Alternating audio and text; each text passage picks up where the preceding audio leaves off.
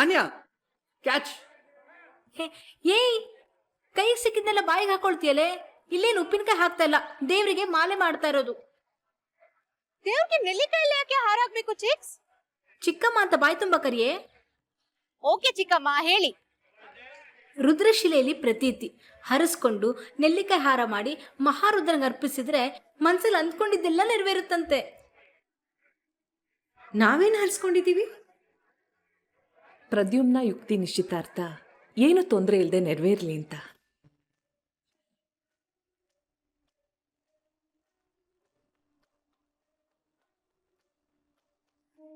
ಅದಕ್ಕೋಸ್ಕರ ನಮ್ಮ ಹತ್ರ ಹಾರ ಮಾಡಿಸಿದ್ಯಾ?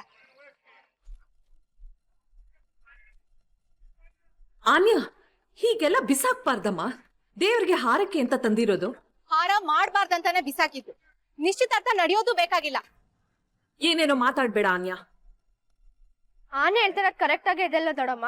ಎಷ್ಟು ಕೊಬ್ಬು ಆ ಯುಕ್ತಿಗೆ. ಅವಳ ಅಣ್ಣನ್ ಮದ್ವೆ ಆಗೋದ್ ನಮ್ಗೆ ಯಾರಿಗೂ ಇಷ್ಟ ಇಲ್ಲ. ಅವಳಿಗೆ ಯಾಕೆ ಕೊಬ್ಬು ಅಂತೆ ಬೃಂದ? ಅವಳೇನು ಹೊಸಬ್ಳ? ಈಶ್ವರಿ ಅತ್ತೆ ಕಸನ್ ಅನ್ ಮಾತ್ರಕ್ಕೆ ಅವಳ ಅಣ್ಣನ ಮದ್ವೆ ಆಗ್ಬೇಕಾ? ನೋಡಿ, ದೇವಸ್ಥಾನಕ್ಕೆ ಬಂದಿದೀವಿ, ಕೆಟ್ಟ ಮಾತಾಡ್ಬೇಡಿ. ಒಳ್ಳೆ ಜೋಡಿ. ಎಷ್ಟೇ ಆಗ್ಲಿ ಈಶ್ವರಿ ಈ ಮನೆ ಮಗಳು. ಅಣ್ಣಂದ್ರಿಗೆ ಮುದ್ದಿನ ತಂಗಿ. ಏನೋ ಕೆಟ್ಟಗಳಿಗೆ ಮಾಯಿ ಮತ್ತೆ ಈಶ್ವರಿ ಜಗಳಾಡಿದ್ರು. ಆ ಮನಸ್ತಾಪ ಇಷ್ಟು ವರ್ಷ ಆದ್ರೂ ಹಾಗೇ ಇದೆ. ಈಗ ಈಶ್ವರಿ ಮಗಳು ಯುಕ್ತಿ, ನನ್ನ ಮಗ ಪ್ರದ್ಯುಮ್ನ ಇಬ್ರು ಮದ್ವೆ ಆದ್ರೆ ಮನಸ್ತಾಪನೂ ದೂರ ಆಗತ್ತೆ, ಮುರ್ದು ಹೋಗಿರೋ ಮನೆನೂ ಒಂದಾಗತ್ತೆ. ಮುರ್ದ್ ಹೋಗಿರೋ ಮನೆನ ಒಂದ್ ಮಾಡೋದಕ್ಕೆ ಪ್ರದ್ಯುಮ್ ನನ್ ಮನ್ಸು ಜೀವನ ಎರಡು ಒಡೆದು ಬಿಡ್ತೀಯಮ್ಮ. ಬಿಡ್ತು ಅನ್ನೆ ಛಾಯಾ, ನೀನು ಈ ಕಪಿಗಳ ಜೊತೆ ಸೇರ್ಕೊಂಡಿದ್ಯಾ? ಅಮ್ಮ, ನೀವ್ ಏನ್ ಬೇಕಾದ್ರೂ ಹೇಳಿ, ನಾವ್ ಎಲ್ರೂ ಅಣ್ಣನ್ ಪರ. ನೀವು ಬೇಕಾದ್ರೆ ಅವಳ ಪರ ಇರಿ. ನಮ್ಗೆ ಯಾರಿಗೂ ಯುಕ್ತಿ ಇಷ್ಟ ಇಲ್ಲ. ಅವಳ ಅಣ್ಣನ ಮದ್ವೆ ಆಗೋದು ಇಷ್ಟ ಇಲ್ಲ. ನಾವ್ ಯಾರು ಹಾರ ಹಾಕಲ್ಲ. ಬಾರೆ ಅಕ್ಕ.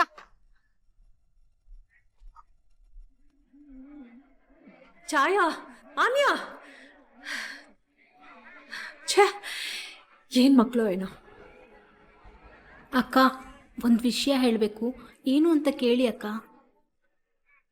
ಏನು? ಅವ್ರು ಹೇಳ್ತಾ ಇರೋದು ಕರೆಕ್ಟಾಗೇ ಇದೆ ಅಲ್ವಾ ಅಕ್ಕ? ನಿಮಗೆ ಬೇಜಾರು ಮಾಡಬೇಕು ಅಂತ ನಾನು ಹೇಳಲಿಲ್ಲ, ಅನ್ನಿಸ್ತು, ಅದಕ್ಕೆ ಹೇಳಿದೆ ಅಷ್ಟೆ.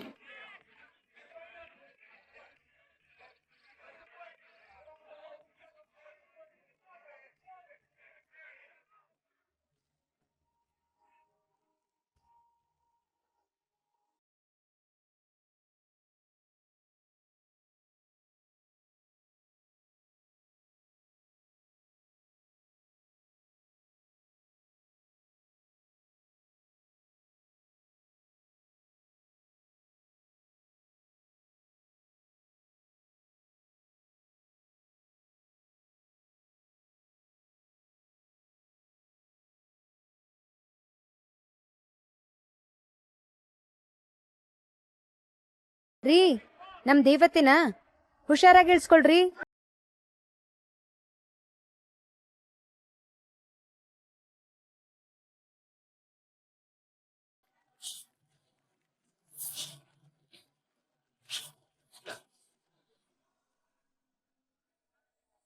ನೀನು ನಿನ್ ದೇವತೆನೋ?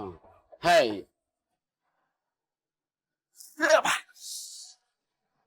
ಓ ಯಜಮಾನ, ಇಲ್ಲೊಂದು ಕೋತಿನ ಕುಣಿತೈತೆ, ಹೋಗ್ರಯ್ಯ, ಹೋಗ್ರಮ್ಮ.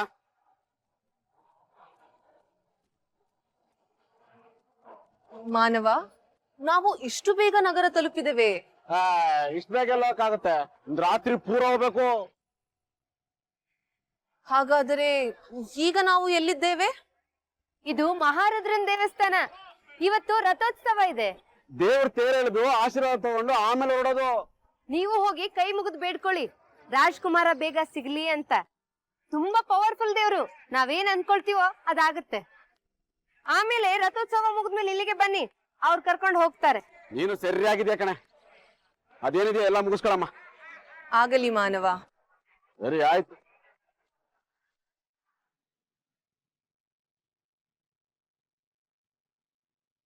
ರೀ, ಇಲ್ಲೇನ್ರಿ ಮಾಡ್ತಾ ಇದ್ದೀರಾ?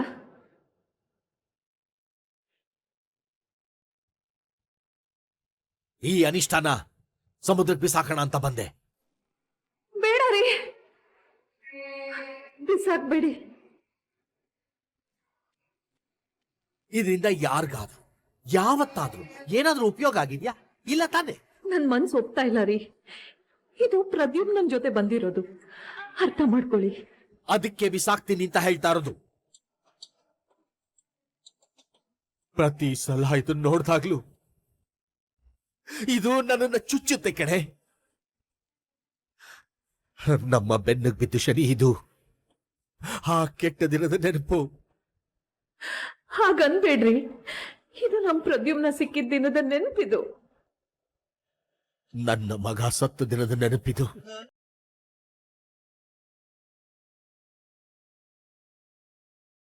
ಹಂಚ್ಕೊಂಡು ಹುಟ್ಟದ ಮಗ. ಪ್ರದ್ಯುಮ್ನ ಕೂಡ ನಮ್ಮಲ್ಲ. ಅವನ್ ನನ್ನ ಮಗ ಅಲ್ಲ, ಅವನ್ ನಿನ್ನ ಮಗನೂ ಅಲ್ಲ. ಅವನಿಗೂ ನಮಗೂ ಯಾವ ಸಂಬಂಧನೂ ಇಲ್ಲ. ನಮ್ಮ ಮಗ ಹುಟ್ಟಿದಾಗ್ಲೇ ಸತ್ತೋದ. ಇವನು ನಮ್ಮ ಮನೆಯಲ್ಲಿ ಬೆಳೀತಾರೋ ಅನಾಥ ಅಷ್ಟೇ.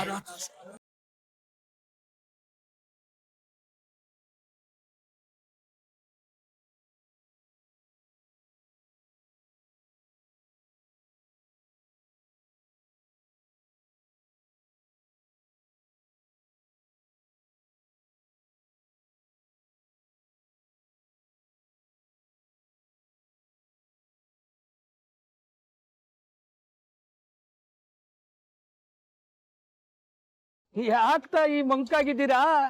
ನಾನು ಮದುವೆ ಹೇಳಲಿಲ್ವಾ? ಅವಧೂತ್ರ ಹತ್ರ ಹೋಗಿ ಸಿಹಿ ಸುದ್ದಿ ತಂದವರು ಯಾರು ಇಲ್ಲ. ನಿಮ್ಮನ್ನು ನೋಡ್ತಿದ್ರೆ ನೀವು ಹುಡುಕ್ತಿದ್ ಉತ್ತರ ಸಿಕ್ಲಿಲ್ಲ ಅಂತ ಕಾಣುತ್ತೆ. ಉತ್ತರ ಏನೋ ಸಿಕ್ತು ಬಿಟ್ರೆ, ಆದ್ರೆ ನಿಮ್ಮ ಮೊಮ್ಮಗ ಭೂಮಿ ಬಿಟ್ಟು ಹೋಗೋ ಸಮಯ ಬಂದಿದೆ. ಅವನನ್ನ ಕರ್ಕೊಂಡು ಹೋಗೋದಕ್ಕೆ ಆಗಲೇ ಒಬ್ಬರ ಆಗಮನವೂ ಆಗಿದೆ. ನನ್ನ ಮೊಮ್ಮಗನ್ನ ನಾನು ಉಳಿಸ್ಕೊಳ್ತೀನಿ. ಆ ಯಮ ಬಂದ್ರು ಮೊದಲು ಎದುರಿಸ್ಬೇಕಾಗಿರೋದು ಈ ಶಾಂತದುರ್ಗ ಅರಸ್ನ. ಬನ್ನಿ.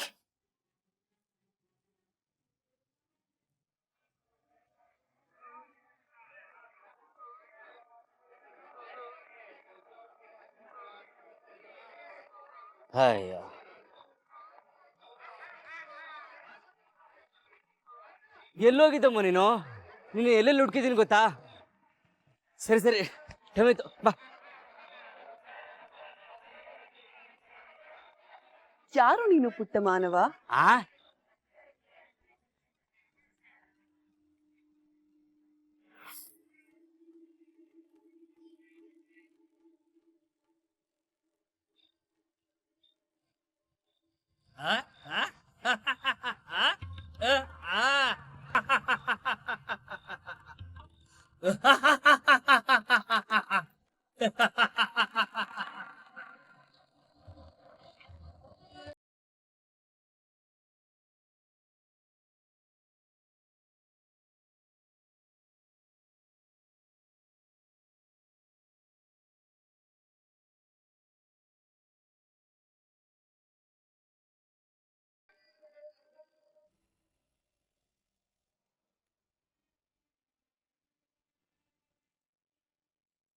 ತಾಯಾಗೋಕೆ ಹೊಟ್ಟೆಲೆ ಹುಟ್ಟಬೇಕಾಗಿಲ್ಲ ರೀ. ಪ್ರೀತಿ ಇದ್ರೆ ಸಾಕು. ಪ್ರೀತಿ ಇದ್ ಮಾತ್ರಕ್ಕೆ ಅವನ್ ನಮ್ಮ ಮಗ ಆಗಲ್ಲ ದೇವಿ.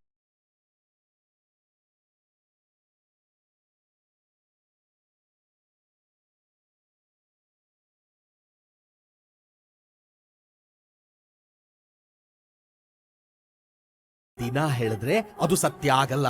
ಅವನು ನಮಗ್ ಬೀದಿಲ್ ಸಿಕ್ಕಿದವನು. ನೀನ್ ಅವನನ್ನ ಅರಸು ಮಾಡಿದೆ. ಮಾಯಿ ಮತ್ತು ಮನೆಯವರೆಲ್ಲ ಅವನ್ನ ಅರಸು ಅಂತಾನೆ ತಿಳ್ಕೊಂಡಿದ್ದಾರೆ. ಪ್ರದ್ಯುಮ್ನ ನಮ್ ಮಗ ಅಲ್ಲ ಅಂತ ಗೊತ್ತಾದ್ರೆ ಮನೇಲಿ ಏನ್ ಅನಾಹುತ ಆಗ್ಬೋದು ಅಂತ ಊಹೆ ಮಾಡಿದ್ಯಾ ನೀನು? ಮಾಯಿ ಎದೆ ಹೊಡ್ಕೊಂಡು ಸತ್ತೋಗ್ತಾಳೆ. 2 ಶತಮಾನದಿಂದ ಒಟ್ಟಿಗೆ ಬದುಕ್ತಾರೋ ಅರಸು ಕುಟುಂಬ ಒಡೆದೋಗುತ್ತೆ. ಹಾದಿ ಬೀದಿಲಿರೋ ನಾಯಿ ನರಿಗಳು ನಮ್ಮ ಆಸ್ತಿಗೆ ಬಾಯಾಗ್ತವೆ. ಗೊತ್ತಾ ನಿನ್ಗೆ? ಸತ್ಯ ಯಾರಿಗ್ ಗೊತ್ತು?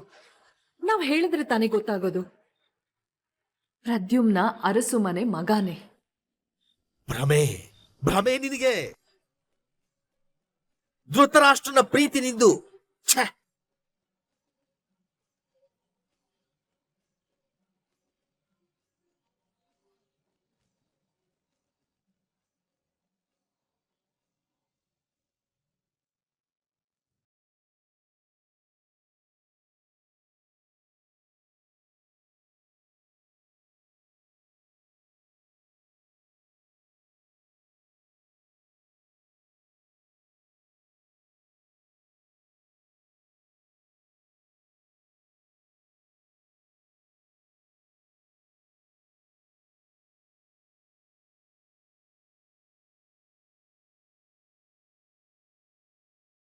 ಪುಟ್ಟ ಮಾನವ ಏನಂದೆ? ನನಗಾಗಿ ಕಾಯುತ್ತಿದ್ದೇನೆಂದೆಯಾ? ನಿನಗೇನಮ್ಮ ಟೈಮಿಗೆ ಸರಿಯಾಗಿ ಬರ್ಬೇಕು ಅಂತ ಹೇಳಿರ್ಲಿಲ್ವಾ? ಕ್ಷಮಿಸು ಪುಟ್ಟ ಮಾನವ, ನಿನ್ನ ಯಾವ ಮಾತುಗಳು ನನಗೆ ಅರ್ಥವಾಗುತ್ತಿಲ್ಲ. ಅಯ್ಯೋ, ಟೈಮ್ ವೇಸ್ಟ್ ಮಾಡ್ಬೇಡಮ್ಮ. ಓ, ನಾಟಕ ಶುರುವಾಗ್ ಮುಂಚೆನೆ ಕ್ಯಾರೆಕ್ಟರ್ ಒಳಗಡೆ ಇನ್ವಾಲ್ವ್ ಆಗ್ಬಿಟ್ಟಿದ್ಯಾ? ತಾಳು ತಾಳು. ಮೋಹಿನಿ, ಸಭೆ ನಿನ್ನ ಆಗಮನಕ್ಕೆ ಕಾಯುತ್ತಿದೆ. ಶೀಘ್ರವೇ ತೆರಳಿ ನಿನ್ನ ಮನಮೋಹಕ ನೃತ್ಯದಿಂದ ಎಲ್ಲರ ಮನ ತಣಿಸು. ನಾನು ಮೋಹಿನಿಯಲ್ಲ, ಆಮ್ರಪಾಲಿ. ಆಕೆ ಅಪ್ಸರೆ, ನಾನು ಗಂಧರ್ವ ಕನ್ಯೆ. ಈಗ ತಾನೇ ರಾಜಕುಮಾರನನ್ನು ಅರಸಿ ಭೂಲೋಕಕ್ಕೆ ಬಂದಿದ್ದೇನೆ. ಬೇರೆ ನಾಟಕ ಡೈಲಾಗ್ ಕಲ್ತ್ಕೊಂಡ್ಬಿಟ್ಟಿದೇನಮ್ಮ. ಇವತ್ತು ಇರೋದು ಮೋಹಿನಿ ಭಸ್ಮಾಸುರ, ಅಥವಾ ನೀನು ಬೇರೆ ನಾಟಕದ ಕಂಪ್ನಿಯವಳ? ಏನೋ ಒಂದು ನಾಟಕ ಶುರು ಆಗುತ್ತೆ, ಬೇಗ ಬಾಮ್ಮ. ನೀನು ತಪ್ಪು ತಿಳಿದಿದ್ದೀಯಾ ಪುಟ್ಟ ಮಾನವ. ನನಗೆ ಈ ನಾಟಕದ ವಿಷಯವೇ ತಿಳಿಯದು. ನಿನ್ ದಮ್ಮಯ್ಯ ಅಂತೀನಿ. ನಾಟಕದಲ್ಲಿ ಮೋಹಿನಿ ಬರಲಿಲ್ಲ ಅಂದ್ರೆ ಜನ ನಂಗೆ ಕಲ್ ತಗೊಂಡು ಹೊಡಿತಾರೆ. ಮೋಹಿನಿ ತೋರಿಸ್ತೀನಿ ಅಂತ 20 ರೂಪಾಯಿ ಎಕ್ಸ್ಟ್ರಾ ತಗೊಂಡಿದ್ದೀನಿ.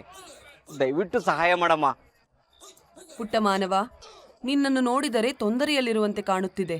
ಕಷ್ಟದಲ್ಲಿರುವವರಿಗೆ ಸಹಾಯ ಮಾಡುವುದು ನನ್ನ ಧರ್ಮ. ಹಾಗಾದ್ರೆ ಬರ್ತೀಯಾ? ಸಹಾಯ ಮಾಡ್ತೀಯಾ? ನಿನ್ಗೆ ಭಸ್ಮಾಸುರ ಮೋಹಿನಿ ಕತೆ ಗೊತ್ತಾ? ಓ, ಗೊತ್ತಿಲ್ಲದೆ ಏನು? ಸರಿಯಾಗಿದೆ. 2 ನಿಮಿಷದಲ್ಲಿ ಮೋಹಿನಿ ಎಂಟ್ರಿ. ಬಾ ಬಾಮ್ಮ.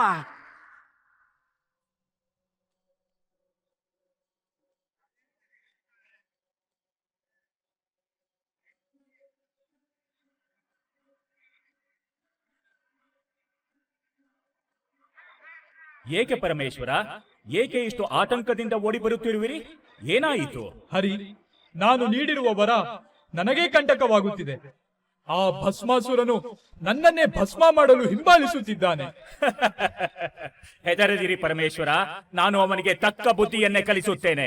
ನೀವು ದೂರದಿಂದ ನಿಂತು ಗಮನಿಸಿ, ಹೊರಡಿ. ಧನ್ಯೋಸ್ಮಿ ಪ್ರಭು.